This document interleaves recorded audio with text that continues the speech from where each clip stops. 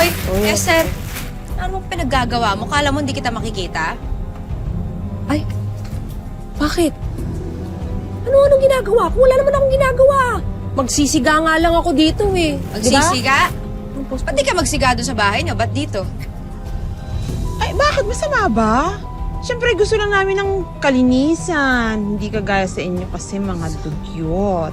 Exactly. Ang sabihin nyo, nang bubuisit lang kayo dito. Tama. Bakit naman kami mang bebwisit? Hoy, Tetet. Sa inyo ba tong kalsada? Kayo ba may-ari ng barangay? Hoy, hindi porket nanalo kang Miss Palengkembot, aasta ka ng siga-siga dito sa lugar natin, ha? O, yun naman pala eh. Sige, ayaw mong magsiga ako dito, o. Baka mo yan. O, edi, ikaw maglinis. O, yun na yan. Nililinis yan. Hoy!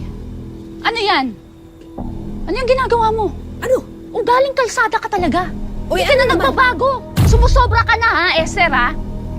Asal kalye pala. Ito, asal kalye, o. Ay, naman kayo!